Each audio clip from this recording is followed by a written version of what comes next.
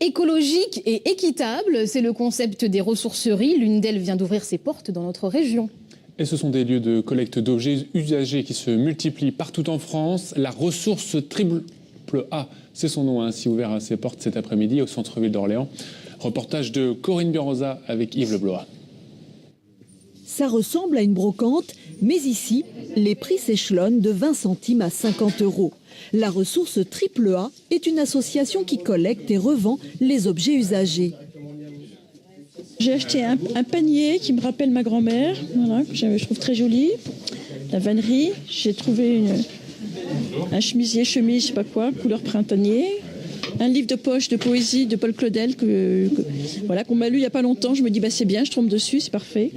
Et puis un petit cartable pour un de mes petits-fils, je crois. Né en Picardie, le réseau des ressourceries prend de l'ampleur. Son originalité ? Transformer de façon artistique certains des objets qui lui sont confiés en plein centre-ville. À Orléans, il n'y a pas plein de choix en fait pour le dépôt des vêtements. Il y a quelques bornes textiles. Et puis du coup, ici, il y a une autre dimension, c'est la dimension artistique. Moi, ça m'intéresse beaucoup de venir participer prochainement aux ateliers. Des ateliers, car la ressourcerie se veut aussi un lieu d'échange autour du recyclage avec des soirées thématiques et des stages pour les enfants. Enfin, au fond de la boutique, un coin bricolage pour prolonger la vie des objets cassés.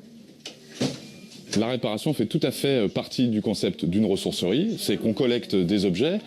S'ils sont réparables, on les remet dans le circuit le plus vite possible, en Wi-Fi, en informatique, tout ce qui est petit électroménager. Après, plus largement, notre vocation, c'est vraiment de remettre dans le circuit, de réutiliser des objets qui roupillent dans les maisons, dans les greniers, dans les tiroirs. La ressource triple A voit grand. Elle ouvrira prochainement un deuxième espace au cœur du quartier d'Orléans-la-Source.